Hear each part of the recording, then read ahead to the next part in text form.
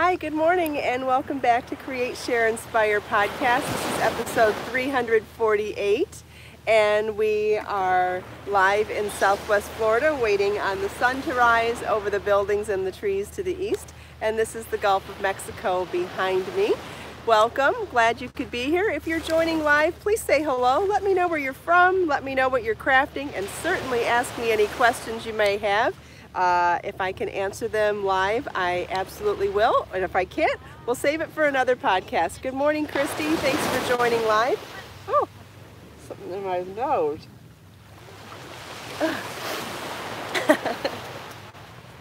Good morning, Deborah. Thanks for joining live. Thanks for being in here. Hi, Thea. Thea's coming in to say hi and leaving. Well, thanks for jumping in to say hi. Good morning, Jane. Thanks for joining live. Jane's working on the Jillian shrug. Awesome. Hi, Joe. Good morning, Donna. Hi, Crystal. Crystal's got to get the kids off to school, too. Well, thank you for popping in for a minute. I hope you have a fantastic day. Hi, Carol. Thanks for joining live. Oh, you know what? I've got some crocheting I can work on this morning. I'm working on a swatch. Judy is here, Dawn is here, Lily, good morning everybody, thanks for joining live. Hi, Denisha, working on a cowl in black, wonderful. I have so many more opportunities to crochet with black yarn now that I have my LED magnifying lamp at home. I'm able to crochet with dark yarn day or night, and that makes me so happy. There's still a few days left to join the contest to win an LED magnifying lamp. If you go to my blog, it's one of the more recent ones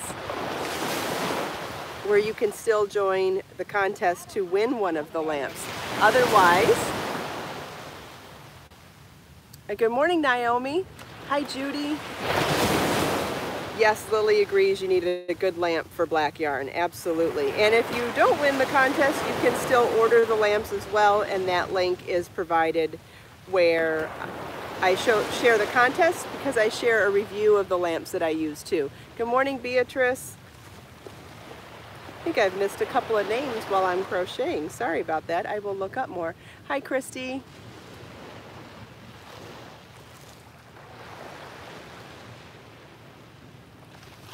Denisha has lighted hooks, and that works for you, I assume. That's cool. Whatever works for you.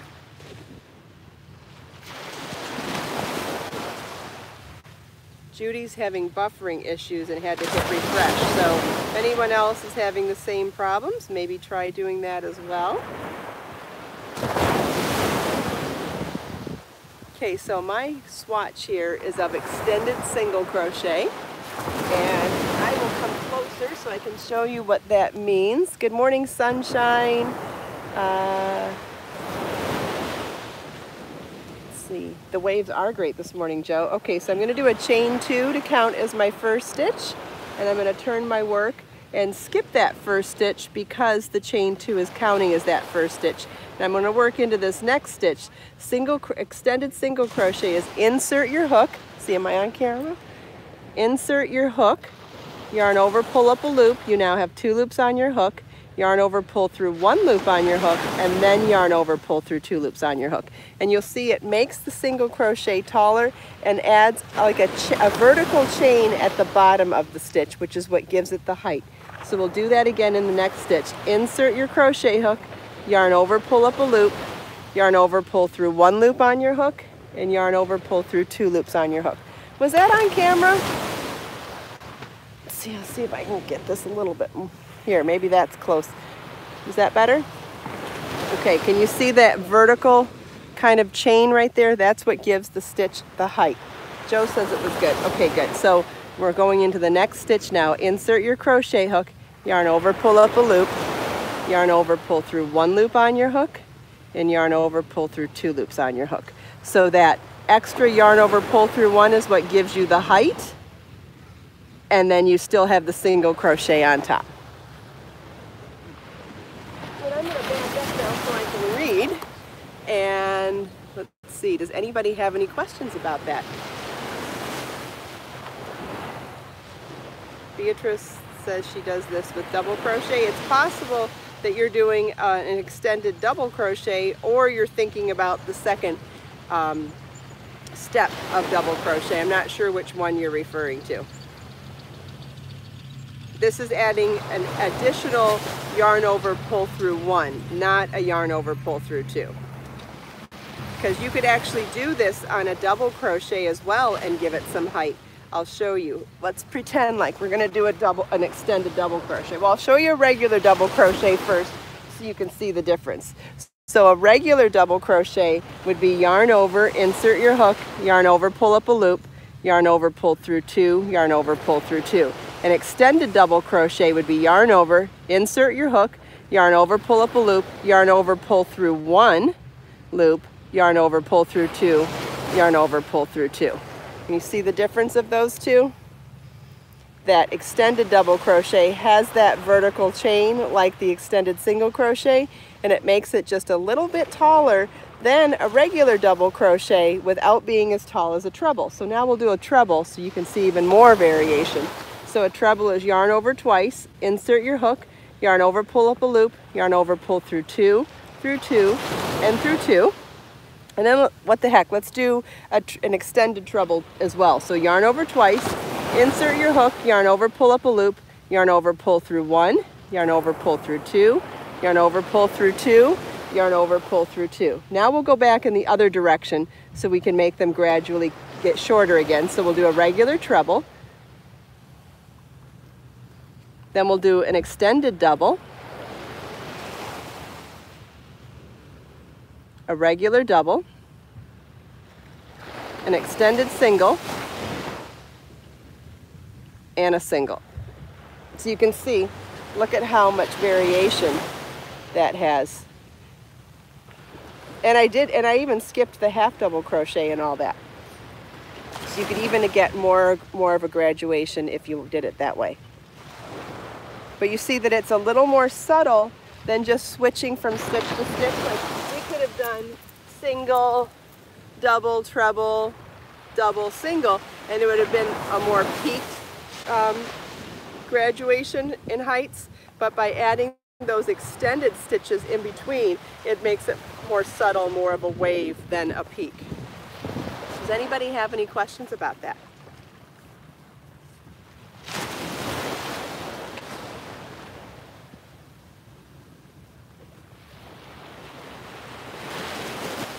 Wait and see if anybody has any questions or wants to see that a little bit more. Good morning, Edna. Thanks for joining live.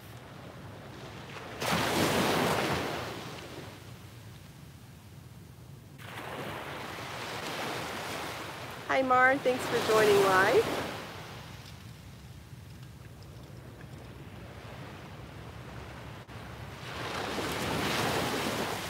Yeah, I agree, Beatrice. Just by switching up a regular stitch to an extended stitch, it does give you a different texture and a different look. I agree. I did a top in one of my older books, Crochet So Fine. I did a beautiful top where the body of the top was all in extended single crochet, and it really gave it such a beautiful texture. I think it was really hard to tell what it was because of that. I want to say it was even extended single crochet through the front loop. I think the whole top was done in that. If I remember, I'll bring the book to show you photos tomorrow or another day.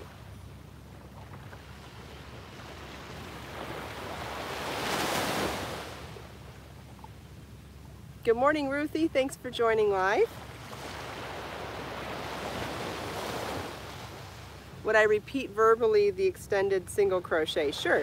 You're going to insert your hook into the next stitch, yarn over, pull up a loop, yarn over, pull through 1 loop on your hook, yarn over, pull through 2 loops on your hook.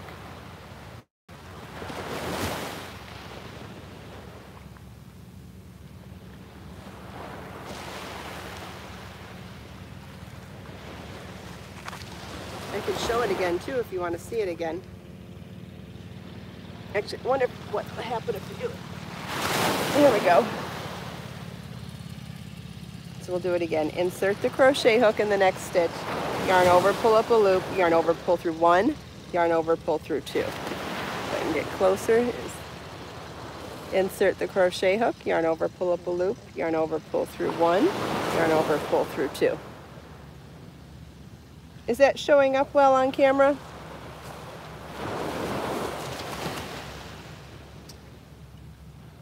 And the problem is, for me to come close enough to do it, I can't see it. The yarn matches my shirt. Yeah, the yarn does look cute with my shirt. The yarn is Be So Baby, DK weight, 100% milk fiber, and it is in colorway peach.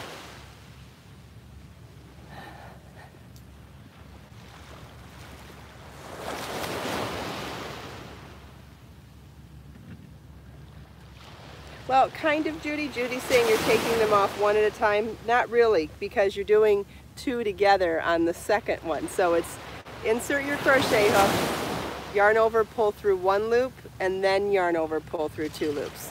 Good morning, Melissa. Thanks for joining live. Hi, hello from Austin or El Paso, Texas. I couldn't see which one.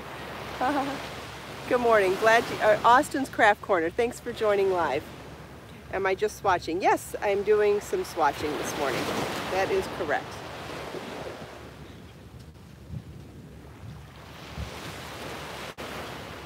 Doing a swatch of extended single crochet in Be So Baby yarn. Nope, it's not a new stitch, Ruth. In fact, it's a very important component to foundation single crochet. In fact, whichever type of foundation stitch you're using, it uses extended stitches. So I find that it's actually a really important stitch to learn for a couple of reasons. It is a component to foundation stitches, which I think are so important to know because they give you the ability of having a stretchy edge on the beginning. And then it also gives you a little looser, lacier fabric than a regular single crochet, so it's not as dense, which this could be a look that you might be going for.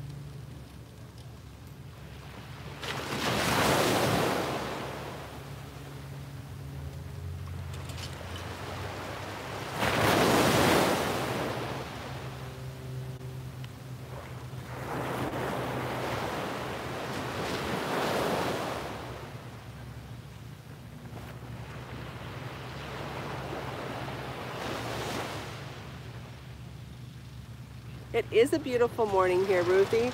The sky is clear, the water is bright, the waves sound amazing. Thanks, Ruth. I'm glad you like it. I'm so glad to teach you something new.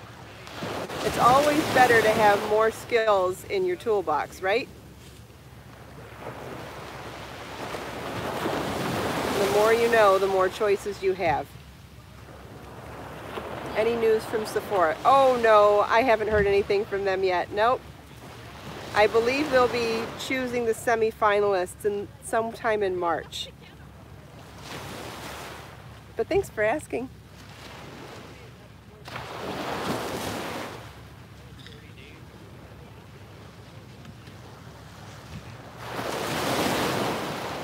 Does anybody have any other questions? I have been dying, and I've been such a good girl with my gloves too. Good morning, Pamela. Yes, Ruthie, it is right around the corner. In fact, when they're announcing their semi-finalists is probably when I'll be out of town.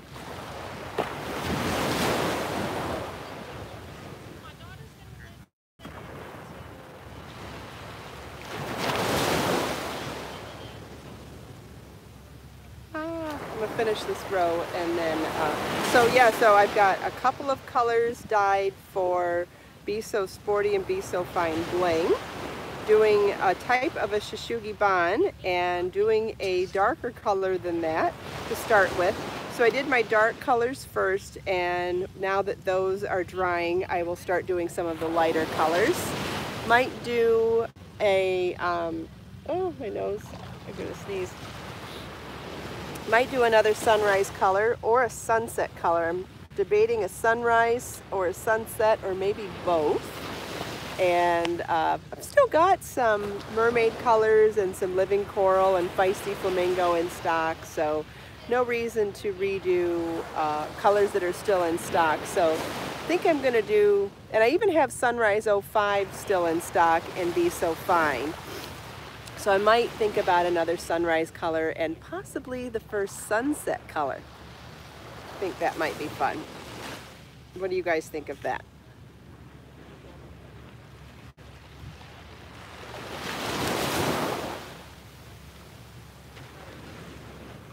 No, I haven't got word yet on, I haven't heard back from the people that I've been talking to where I'm going, so as soon as I have some communication with them, I will be asking them about when I can mention it. Do I have a variegated yellow? In Be So Fine yarn, we have Sahara Sunrise, which is like a variegated gold. What do you mean by a variegated yellow? Like what kind of yellows are you talking about? We do have Sun-Kissed Yellow, which is a light yellow. Sunset. Yeah, I think sunset might be fun. Bringing in some bronze and some gold and some orange and maybe some red or some brown. I don't know. Something fiery. Any tips on writing a first pattern? Gosh, that's a really big subject. I guess being very detailed about writing down absolutely everything, but writing patterns can be, it depends on who you're writing for. If you're writing for print publications, it's really important to know how to condense your writing into a short amount of space. If you're writing for a blog or for your own personal uses, you can have a little more liberties than that. It's important to know how to come up with a style, and it's also important to follow some standards for some other patterns. Like if you're familiar with the way patterns are written in books and or magazines, it's good to understand the standard style of writing patterns so that people that are familiar with reading patterns can read yours. It's important to know how to make charts or find somebody that you can hire to make charts and schematics if you're making charts for stitch patterns and schematics for garments.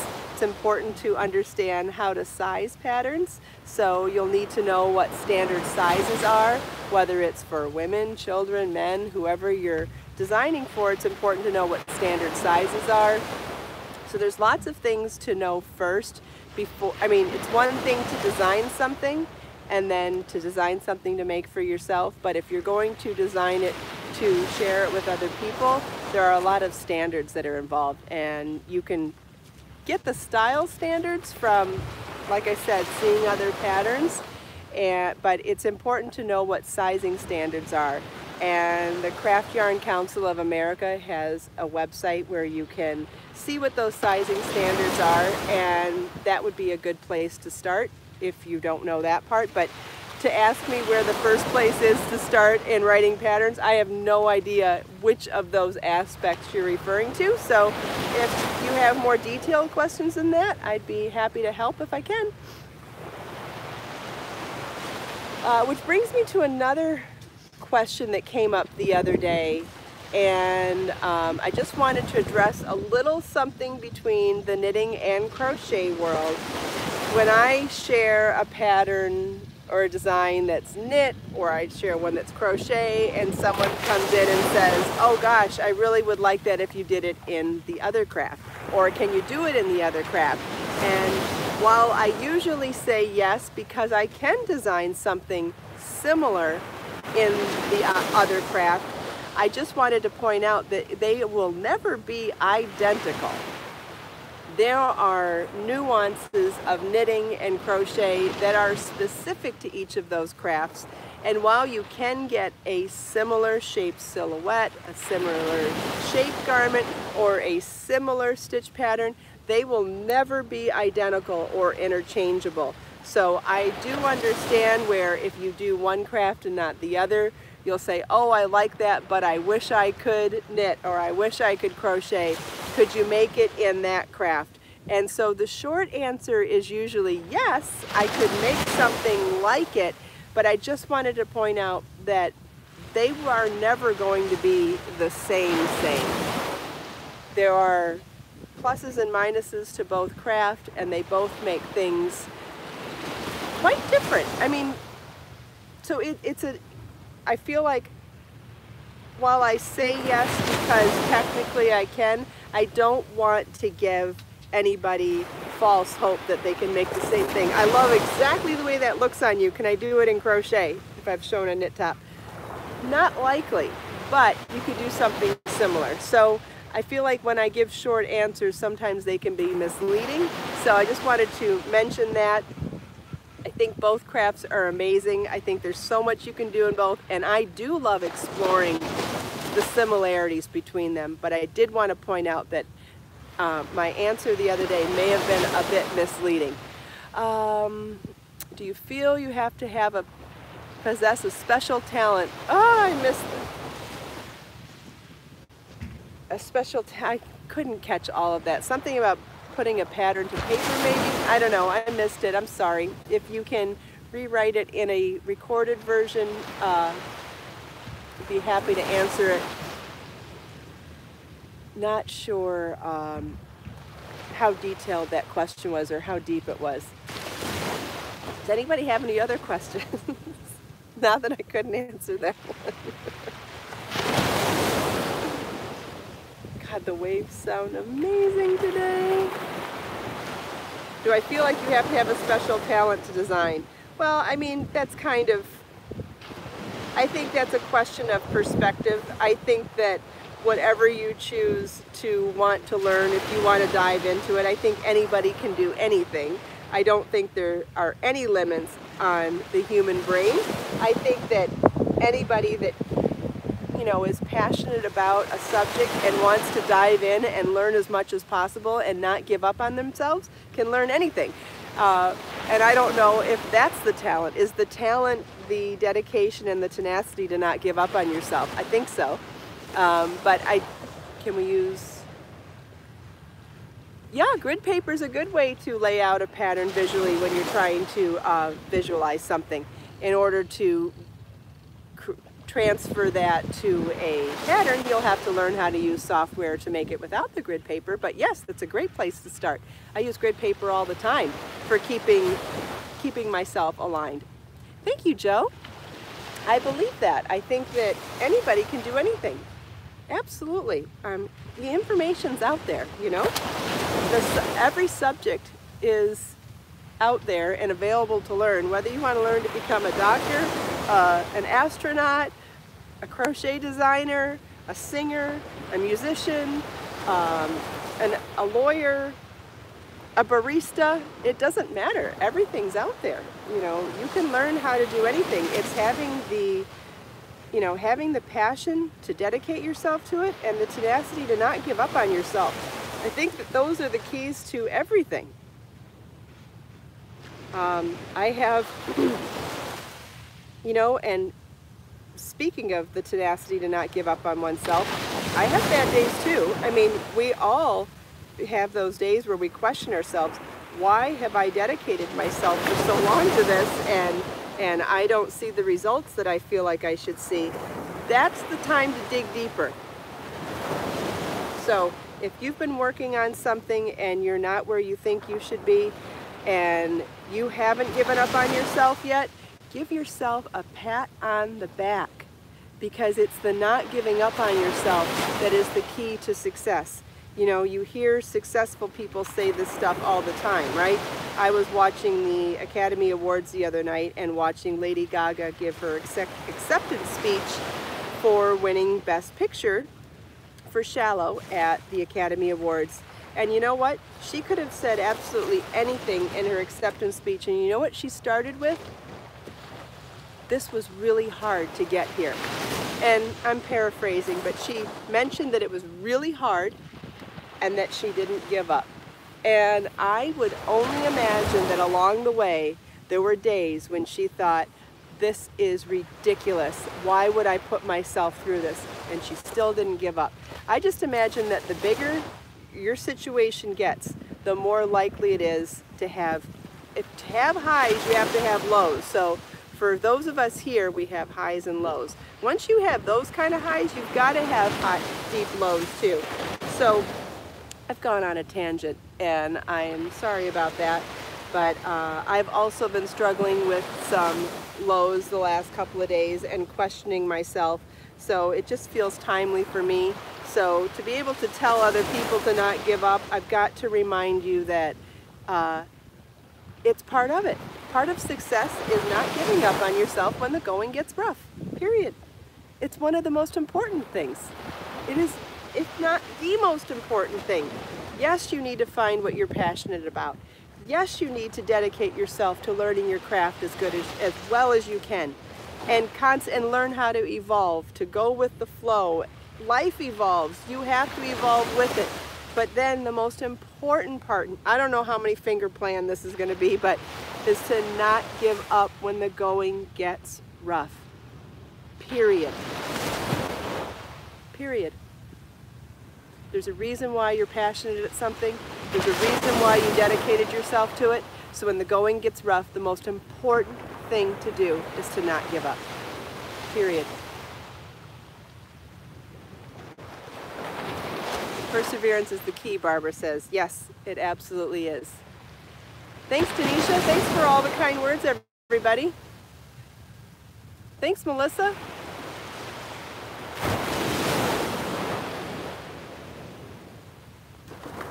Yeah, Beatrice, reading patterns is a skill in itself. So, and it's something that I like to talk about when I'm doing tutorials. It's like I have been for the new knit and crochet ebooks, the Layers Knit and Layers Crochet, is when I start the video tutorial, I glance over the pattern because I do believe that it's very important to learn how to read a pattern.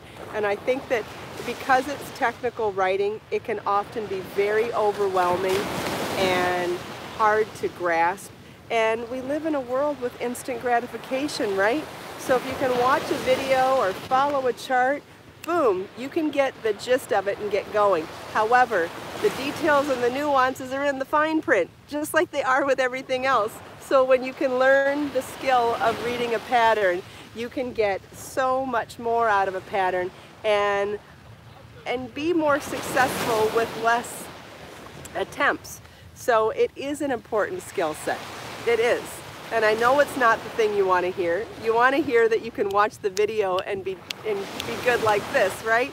Don't we all? We all want instant gratification.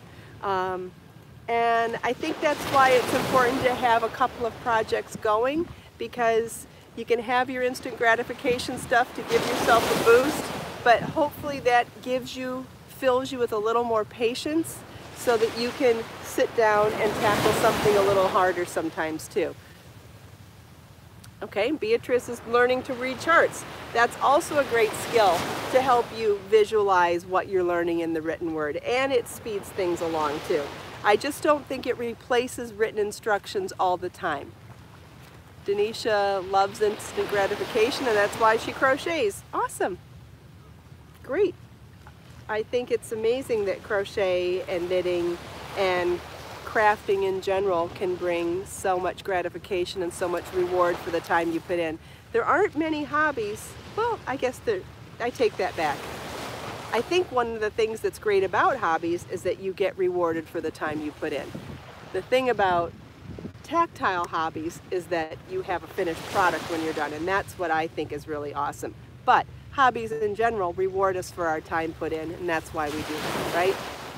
All right, I think it's a good time to read today's quote. And this one is from Theo Pratis, and this is from Create, Share, Inspire Notebook, Volume 1, Issue 5. This is a beautiful photo. You can see the photo actually covers the front and back cover of each book, and each issue is a photo of a beach here in Southwest Florida that I took. This one is from Barefoot Beach, which is just up the road a little bit, but I love that photo. So pretty. Love the contrast of the sky and the water and the trees. Anyway, Theo Pratis wrote, are you ready for it? That's a good one. Time is the most valuable thing a man can spend. Yes. I'm going to paraphrase this to add something else. It's the most valuable gift you can give somebody too. Let's read it again. Time is the most valuable thing a man can spend. And I'm adding to it. Time is the most valuable gift you can give someone else. So, time is the most valuable thing a man can spend. Now that gift of time could be for yourself, meditating for 5 minutes, crocheting for 30 minutes, knitting for 40 minutes, or that gift of time could be spent with somebody else. Shutting off your phone and sitting one-on-one with your child, your spouse, your friend. Time is the most valuable gift that you can give yourself or anybody else. And don't forget yourself. Lately I've been spending 5 minutes in the morning meditating and 5 minutes just before bed meditating. And I've been doing it consistently now for about a week. I've been intentionally writing in my notebook now. Oh, I don't even know how long I've been doing this, but also really, really helpful. Helps me to focus and stay grounded, which allows me to better focus my time on myself, on my work, on my passions, and on the people around us. And you. Thank you all so much for taking time out of your busy day to spend a few minutes here with me. I hope you enjoyed the sunrise, the sound of the waves, the beautiful scenery, my little tutorial. If you want to go back and watch it, you can learn more about extended single crochet. Hope you enjoyed chatting with me and everybody else here. Let us make time to create, share, and